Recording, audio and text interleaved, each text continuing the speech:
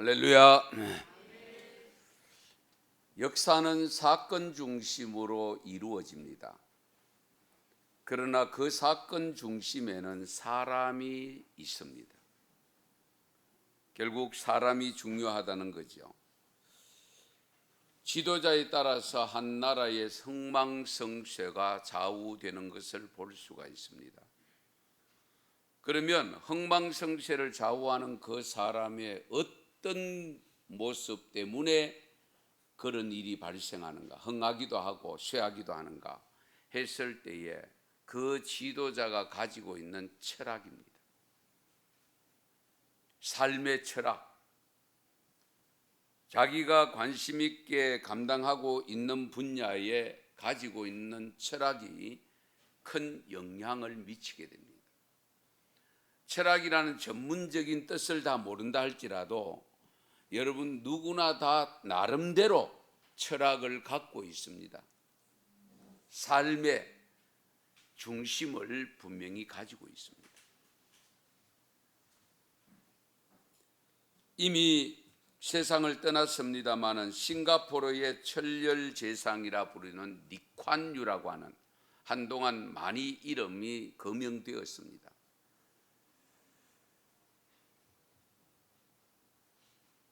이에 비유할 만한 또 다른 인물이 동부 아프리카 탄자니아의 대통령을 지냈던 이 리콴유와 거의 동시대 사람입니다.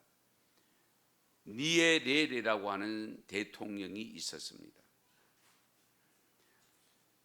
그 니에레레는 신사다, 성자다는 칭호까지 받았다고 합니다. 그리고 그 아프리카에서 잘 볼 수 없는 평화롭게 정권을 이양시키 준 사람으로도 이름이 나 있습니다. 그런데요, 이 리콴유와 이 니에레레가 나이도 비슷하지만은 식민지 시대에 영국에서 유학한 인물로도 공통점이 있습니다. 그런데 이 두 사람에게는 유사점을 압도하는 결정적 차이가 있다는 사실, 차별성이 있다는 겁니다. 그 차별성이 어디에서 나타나느냐? 경제관입니다. 경제관. 1959년도 싱가포르의 GDP가 400달러였습니다. 리콴유가 있을 때에 정치를 집권했을 때에 90년대에 12,200달러가 됩니다. 물론 지금은 지난해 자료를 조사를 보니까 6만 달러입니다. 싱가포르가. 반면에 탄자니아에서 독립한 61년도에 이 GDP가 123달러였습니다. 니에레레가 정권을 물려주고 한참이 지났던 1990년대의 GDP가 1260달러밖에 안 되었습니다. 무엇이 이런 차이를 만들었을까 했을 때에 역시 국가 지도자의 철학입니다. 이 성자라고 칭함을 받았던 니에레레가 주장하는 빈곤의 철학이라고 이름을 붙였는데 내용이 뭐냐면 잘 들어보세요. 전 세계 인구의 대다수를 남에게 구걸할 수밖에 없는 상황으로 몰아넣어서는 안 됩니다. 당신이 가난하기 때문에 내가 부자인 세상, 당신이 부유하기 때문에 내가 가난한 세상에선 부자로부터 가난한 사람에게 부를 옮기는 것이 선악의 문제이지 자선의 문제가 아니다라고 주장을 했습니다. 이 빈곤의 철학에 대한 가장 강력한 비판자가 누구였냐면 그 당시에 영국의 대처 수상이었습니다. 우선 전제부터 잘못됐다. 당신이 부자니까 내가 가난하고 내가 부자니까 당신이 가난하다는 이 전제가 잘못됐다. 이 전제는 결국은 부자의 돈을 빼앗을 수는 혹 있을지 몰라도 가난한 사람을 부자로 만들 수는 없다라고 잘라 말했습니다.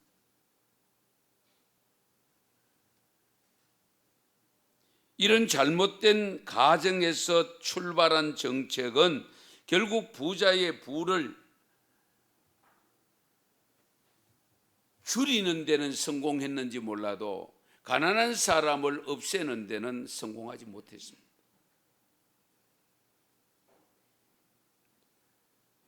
그래서 대처수상이 뭐라고 고백을 했냐면은 마르크스를 낳은 것도 유럽이고 니에레레가 마르크스주의의 세례를 받은 곳도 유럽이니 책임을 느낀다 하는 것으로 대처수상이 고백을 했습니다. 반면에 리칸유는요 1965년도 풍요의 철학을 이야기했습니다. 풍요의 철학. 싱가포르는 구걸하면서 살지 않겠습니다.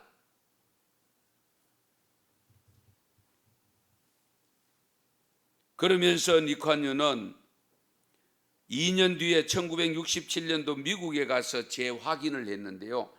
싱가포르는 어느 나라보다 사고 좋은 제품을 만들어야 합니다. 그렇지 아니하면 멸망하리라는 것이 싱가포르 정부의 철학입니다. 그래서 리칸유는요, 나는 한 번도 이론이나 모델을 수집하는 데 시간을 낭비한 적이 없습니다. 판단 기준은 우리의 문제를 해결하는 데 도움이 되느냐 안 되느냐의 기준을 두었지 다른 기준을 두지 않았다는 거예요.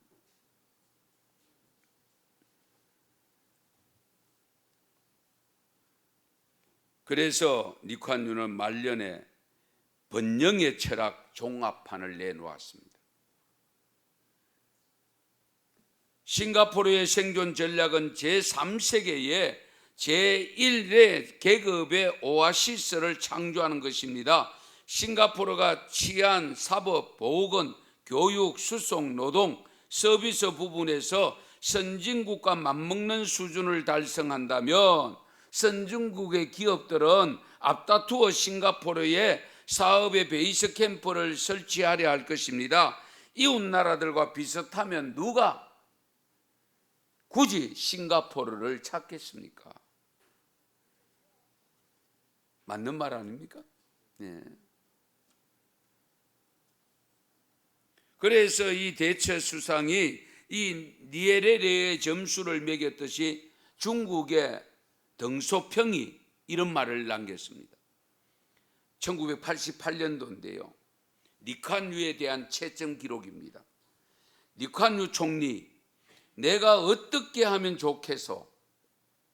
중국은 당신한테만이 아니라 남조선에게도 배워야 하오. 중국이 상하이 크기만 해도 돼도 당신만큼 빠르게 중국을 바꿔놓을 텐데 중국은 너무 크단 말이요. 이 덩소평이 가정교사의 하나로 지목됐던 남조선, 그런데 남조선이 지금은 어떻습니까? 중국으로부터 위협을 받고 있습니다.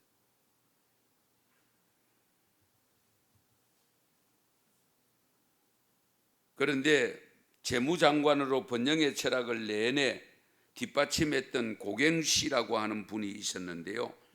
늘 중얼거렸는데 무엇은 어떤 말을 했느냐? 리칸유의 회고록에 기록되어 있는 내용입니다. 잘 들어보세요.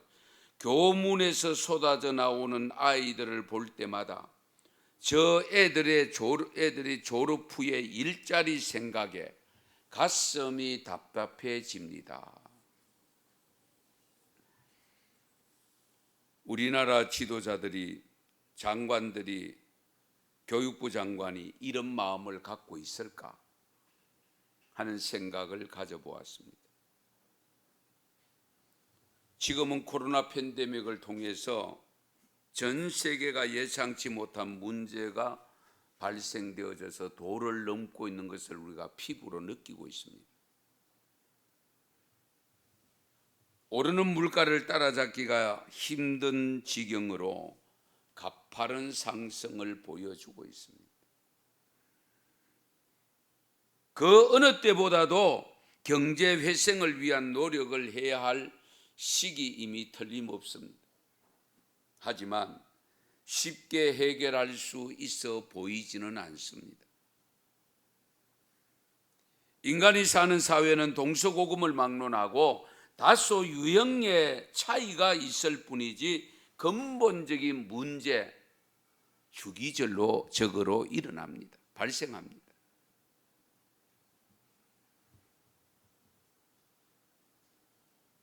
그러면서 우리는 이런 상황에서 왜 이런 현상이 대두되고 있으며 우리의 하나님이 역사를 주관하신다는 걸 믿고 있는 것이 우리들입니다면 하나님이 왜 이렇게까지 하고 계시는가를 우리 깊이 헤아려 봐야 되지 않겠습니까? 오늘 본문 내용의 말씀, 당시 사회상을 적나라하게 지적해 놓은 말씀입니다. 이 내용은 언제냐? 에스겔 선지자 시대인데 주전 592년입니다. 주전 592년.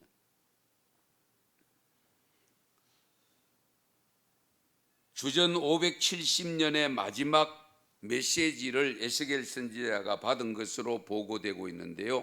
이때의 시대적 상황, 오늘 본문에 보면 선지자들의 문제와 제사장들의 문제와 방백들 지도자의 문제와 백성들의 문제를 다 나열하고 있습니다. 선지자들의 문제가 25절과 28절입니다. 전쟁을 통해서 재물을 탈취하고 있고 그래서 부자가 되니까 영혼을 삼켜버렸다고 했습니다. 안타까운 일 아닙니까? 선지자들은 정부 관료들과 짝해서 그들을 허탄한 이상을 보고 거짓된 복술에 넘어가서 여호와의 말씀이 아닌데도 여호와의 말씀이라고 치부까지 했다라고 지적하고 있습니다. 제사장들의 문제는 26절에 보면 하나님을 모독했고요, 제사 예배를 대수롭지 않게 여겼다고 했습니다. 성물을 더럽혔다고 했습니다. 속된 것과 거룩한 것을 구별하지 않았습니다. 정함과 부정함을 분별하지 못하도록 막았고요, 안식일을 제대로 지키지 않았다고 지적하고 있습니다. 거기다가 정부 관료들인 고관들은 불이한 이익을 취하기 위해서 사람 죽이는 것을 예사로 생각하고 영혼을 멸절시키는 일을 자행했다고 27절에 일러주고 있습니다. 마지막으로 일반 백성들은 어떻냐? 정신을 차리고 대항했느냐? 아닙니다. 정치 지도자와 종교 지도자가 다 썩었는데 백성들이 괜찮을 리가 없지요. 29절에 보면 백성들이 자행하는 행위가 포악하고 강포하고 강탈을 일삼았다라고 지적합니다. 그 대상은 가난하고 궁핍한 자, 힘없는 자, 사회적으로 약자라고 생각하는 사람들을 짓밟고 올라선 사람들을 지적하고 있습니다.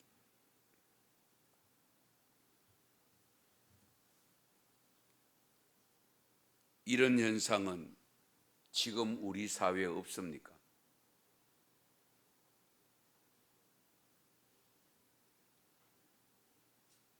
저는 이 말씀을 묵상하면서 두려움이 생겼습니다. 목사로서 선지자와 제사장이 다 타락했으니 그 사회를 바르게 인도할 사람이 누가 있겠습니까? 죄의식을 느끼는 사람들조차도 그런 지경에 이르렀는데 죄의식이 희박한 사람들에게 무엇을 기대할 수 있겠습니까?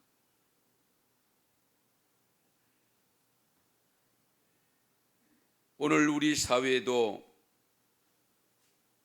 여러 가지 문제점들을 안고 살고 있는 것은 현실입니다.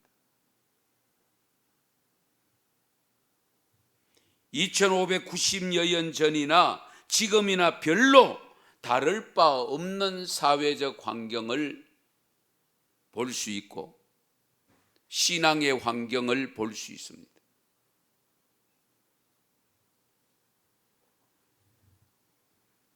이런 사회적 부조리한 삶을 사는 자들에게 하나님이 그냥 두시겠습니까? 하나님은 분명히 징계하신다고 일러주고 있는데 그 징계가 뭐냐? 바벨론 포로로 잡혀가기 직전입니다. 지금. 그럼에도 불구하고 하나님은 인간을 사랑하셔서 구원해 보시려고 마지막까지 최선을 다하시는 모습을 엿볼 수 있는 내용이 있습니다. 오늘 본문 30절 같이 읽겠습니다. 30절입니다. 이 땅을 위하여 성을 쌓으며 성 무너진 데를 막아 서서 나로 하여금 멸하지 못하게 할 사람을 내가 그 가운데에서 찾다가 찾지 못하였으므로. 아멘. 이해가 되십니까? 하나님은 어떻게 하든지 이 성을 보존하려고, 유지하려고, 그리고 그 성을 무너지게 만들고 싶지 않는 마음으로 정말로 이 성을 멸하지 말아야 되겠다라고 생각될 수 있는 한 사람을 찾는데 못 찾았다고 했어요.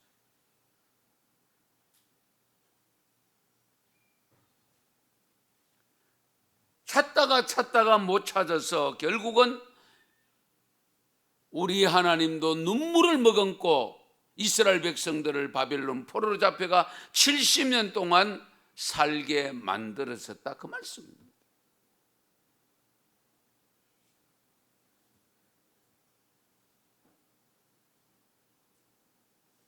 이스라엘 백성들이 공경에 처하고 바벨론에 망하면서 온갖 수치를 당한 이유가 뭐냐? 한마디로 말씀드리면 총체적 부패 때문입니다. 총체적 부패. 정치인뿐만 아닙니다. 백성뿐만 아닙니다.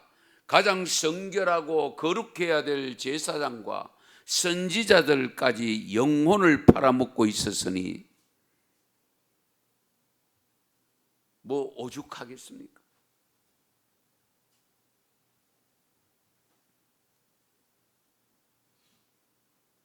그래서 예레미야 선지자를 통해서 이와 비슷한 말씀을 주신 적이 있습니다. 예레미야 5장 1절 말씀 같이 읽습니다. 너희는 예루살렘 거리로 빨리 달리며 그 넓은 거리에서 찾아보고 알라. 너희가 만일 정의를 행하며 진리를 구하는 자를 한 사람이라도 찾으면 내가 이 성읍을 용서하리라. 아멘. 많지도 않습니다. 한 사람입니다. 한 사람이라도 찾으면 내가 용서하리라.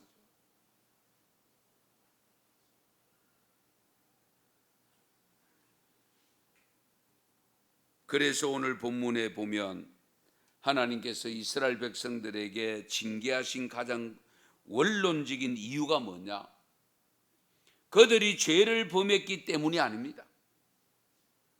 그 죄악된 세상을 고쳐나갈 수 있는 하나님의 마음에 합당한 한 사람을 찾지 못했기 때문입니다.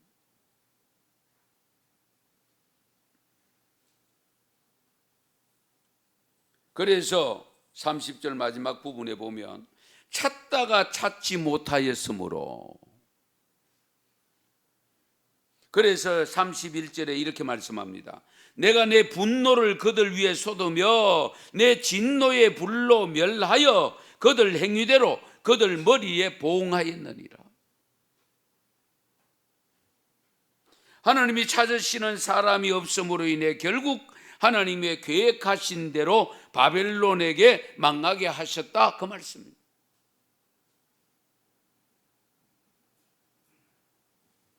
한 나라가 망할 때는 큰 일로 망하는 것이 아닙니다. 하나님이 찾으시는 한 사람이 없었기 때문에. 소돔과 고모라 성이 망할 때 어떻게 됩니까? 의인 10명이 없어서 망했습니다. 많은 사람이 타락한 삶을 산다 할지라도 그 속에 하나님이 기대하는 의인 1명 내지 10명만 있어도 하나님은 그 성을 멸하지 않는다고 했습니다.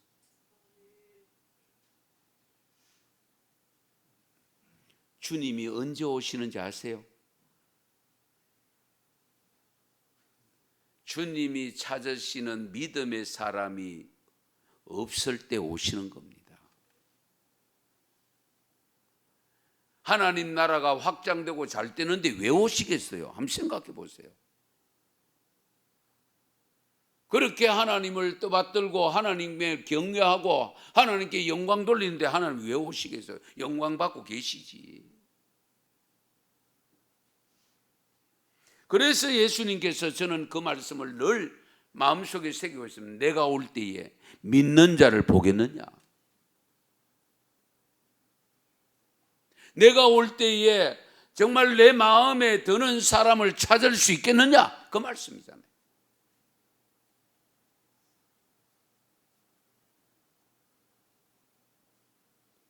하나님이 찾으시는 한 사람을 끝까지 찾다가 없을 때에 망하게 하신다는 사실. 한 공동체가 망할 때도 마찬가지입니다. 교회가 아무리 시끄럽고 불의한 모습이 보인다 할지라도 하나님이 찾으시는 합당한 사람이 몇 사람만 있어도, 한 사람만 있어도 때로는 그 공동체를 그냥 두고 계신대요.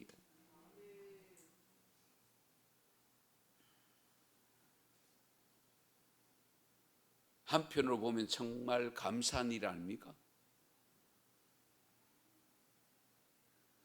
인간들의 눈으로 보면 교회가 엉망이고 신앙생활이 엉망이고 망해야 할 것 같은데도 그렇게 하지 않는 것은 그 속에 하나님이 원하시는 분들이 있기 때문임을 믿으시기 바랍니다.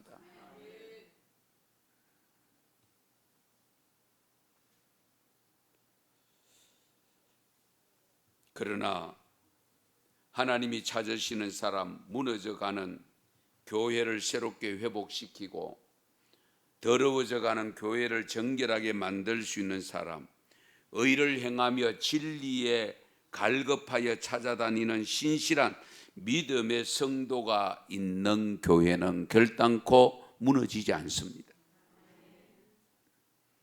교회가 살면 나라도 삽니다. 내가 살면, 내가 바르게 살면 가정이 삽니다. 교회를 살리는데 쓰임 받습니다.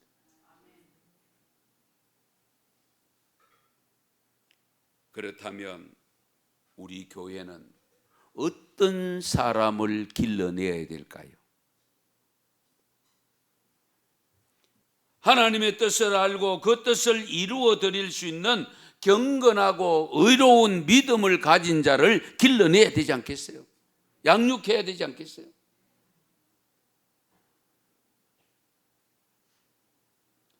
지식을 가르치는 교육이 아닙니다. 예수님의 삶을 가르치는 교육이어야 됩니다. 그래서 교회는요, 정말 하나님이 쓰시고자 할 때에 아무리 망하게 해야 되겠다고 생각하다가도 그 사람을 생각하면, 그 의를 생각하면 내가 이 성을 살려줘야지, 그대로 둬야지 하는 마음을 갖게 하는 그 주인공 된 사람을 길러내는 교회가 참 교육입니다. 우리가 이 점을 분명히 아셔야 돼요.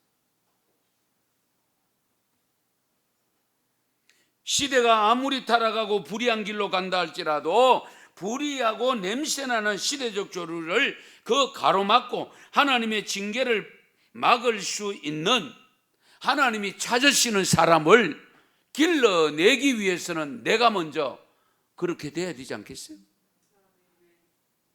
교사가 그렇게 돼야 되고, 목사가 그렇게 돼야 되고, 먼저 믿는 우리 항존 직분자들이 그렇게 되어져야 교육을 시킬 수 있겠지요. 결국은 나로부터입니다. 나로부터. 그래서 제가 종종 말씀드리지만 여러분, 신앙생활 바르게 하셔야 됩니다. 어정쩡하게 하면 안 됩니다.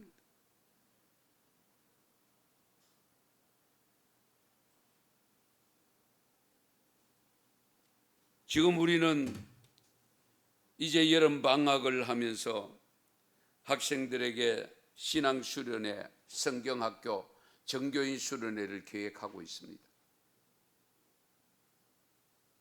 하나의 행사로 그치면 안 됩니다. 그래서 저희들은 첫 주간에 이미 다음 세대를 위한 특별 새벽 기도까지 가졌지 않습니까?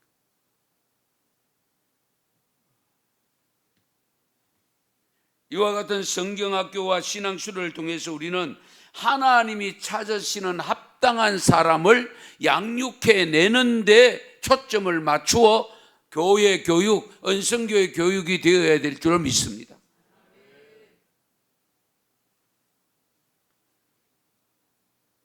한 사람 때문에 5,100만 명이 살고, 한 사람 때문에 250만 명이 살고,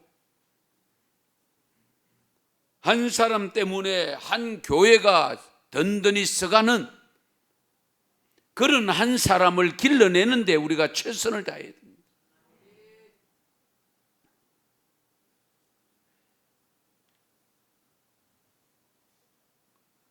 그런 하나님이 찾으시는 인재를 길러내면 우리 하나님께서 그 교회를 든든히 지켜주시고 더욱 크게 세워가시지 않겠습니까?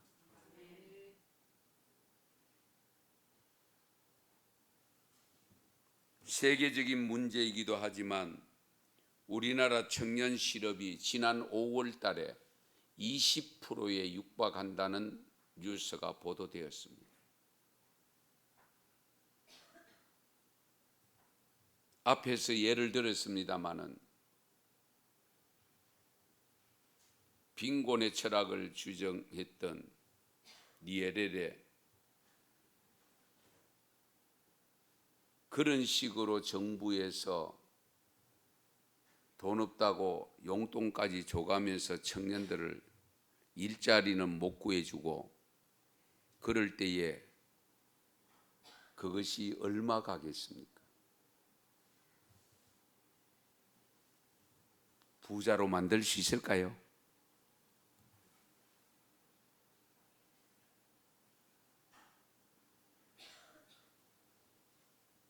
그렇게도 많이 쏟아져 나오는 젊은이들 속에 이 사회의 밝은 등불이 될 만한 젊은이들은 없을까? 그곳에서 하나님이 원하시는 사람을 찾을 수 있을까? 주일마다 되면은 교회들마다 교회 문을 열고 들어가서 예배를 드리고 나오는 수많은 성도들 가운데 하나님이 찾으시는 사람은 얼마나 될까 하는 생각을 이 목사는 가져보게 되었습니다. 정말 최선을 다해서 하나님께서 맡겨주신 이 귀한 여러분들을 정말 하나님께서 인정하도록 가르치고 양육해야 될 사명이 목사에게 있다는 것을 저도 새삼스럽게 다시 한번 깨닫게 되었습니다. 여러분은 힘들어하고 여러분은 귀찮아할 수도 있습니다. 그러나 하나님께서 선지자에게 맡겨놓으신, 제사장에게 맡겨놓으신 사명 감당해야지. 그런 의미에서 보면 여러분의 기도가 또 필요한 것이 목사입니다. 기도 안 해주실란가 봐요. 아멘도 안 하신 보니까.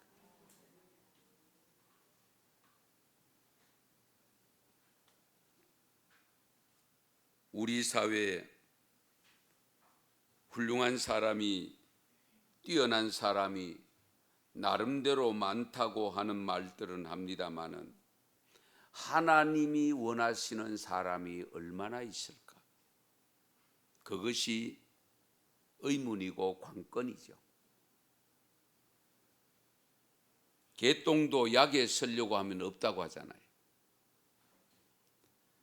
새로운 정부가 들어서서 요직의 장관 자리에 임명하려고 예정했던 사람들이 낙마하는 경우를 종종 볼 수 있지 않습니까?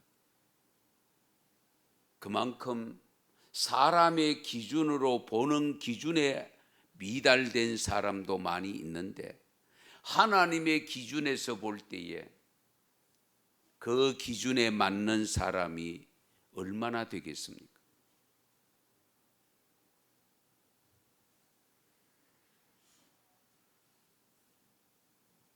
인재가 많게 느껴지지만 막상 적재적소에 맞는 인물을 찾아내기 어려움을 우리는 보고 있습니다. 물론 있으나 찾아내지 못하는 경우도 있겠지만 두각을 드러내는 인재가 많지 않다는 사실.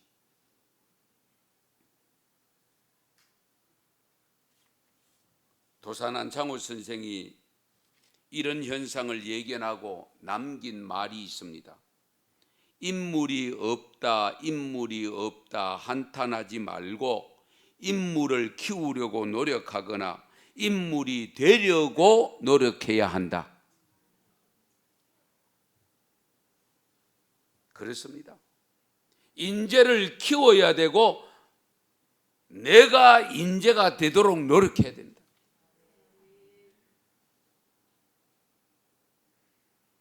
그런데 우리나라는 좁은 국토에 비해서 사람은 많은데 인재가 많지 않다.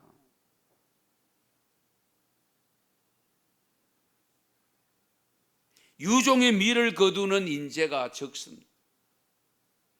아무리 임명을 하고 잘 배치를 했다 할지라도 뒷조사를 해보면 문제투성이, 안타까운 일들이 발생하고 있잖아요.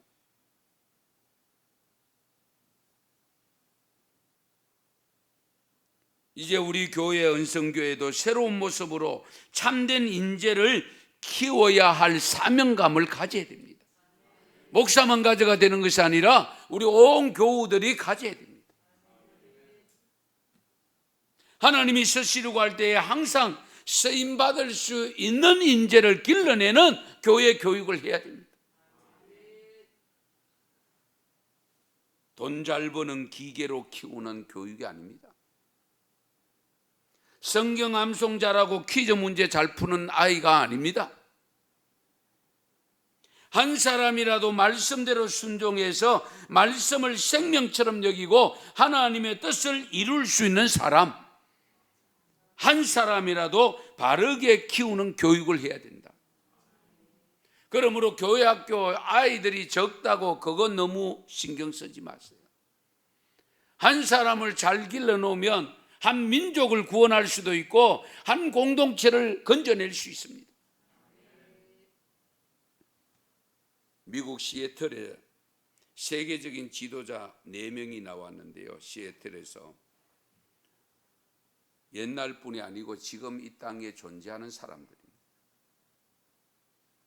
이 4명은 라이크 우드라고 하는 기독교 학교에서 믿음으로 양육하는 한 선생님의 제자들이라고 하는 사실입니다. 예수님을 잘 믿는 선생님 한 분이 학생들을 신앙으로 잘 길러내었더니만 세계적으로 위대한 인물이 된데 그 중에 첫 번째 인물이 빌 게이츠입니다. 빌 게이츠가 여러분 잘 아시는지 몰라요. 가난하게 살았잖아요. 고등학교 졸업하고 하버드 대학까지 들어갔으나 중퇴했습니다.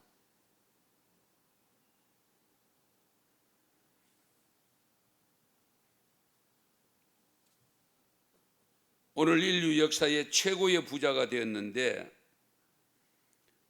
그래서 제가 궁금해서 또 재산을 조사해 봤습니다. 지난해 21년 8월에 빌 게이츠 재산이요 1316억 달러, 우리나라 돈으로 환산하니까요 159조 3100억 원. 감이 안 오죠? 예. 159조 원입니다. 두 번째 인물이 누구냐? 보잉입니다. 보잉 하면 생각나는 거 있죠? 보잉 747. 보잉 비행기 아닙니까? 보잉 비행기는 날개에 기계가 있는 비행기입니다. 동체에 기계가 있는 게 아니고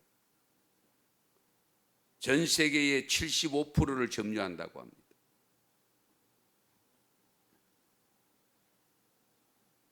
세 번째 인물이 맥콜드라는 분인데요. 셀룰론 전화기를 발명했는데 지금 세계 모두가 사용하는 휴대폰이잖아요. 이 셀룰론에서 맥콜드에 의해서 나왔다고 합니다. 네 번째 인물이 코스트입니다. 이 코스트는 보잉과 함께 합작회사를 운영한다고 합니다. 이 네 사람이 라이크 우드라고 하는 그 고등학교에 교사로 있는 주일학교 선생님에 의해서 한 교회, 한 학교 안에서 나온 사람이라는 사실입니다. 교회 학교 교육이 그만큼 중요하다 하는 것을 우리에게 가르쳐주는 현실입니다. 실제입니다.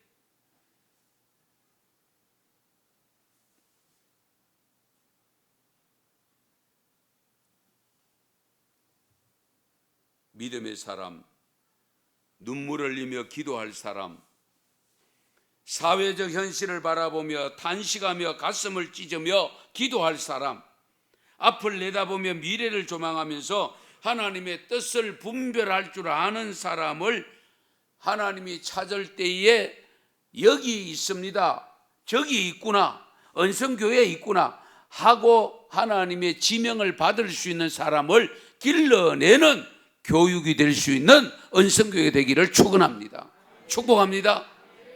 이런 교회를 위해서 우리가 서로를 위해서 기도하시고 정말 한 생명 한 사람 소홀히 여기지 아니하고 철두철미하게 하나님의 말씀으로 잘 양육해서 어디에 내놓아도 손색이 없는 훌륭한 인물이 탄생되어지는 언성교회 교회 학교가 되기를 축원합니다.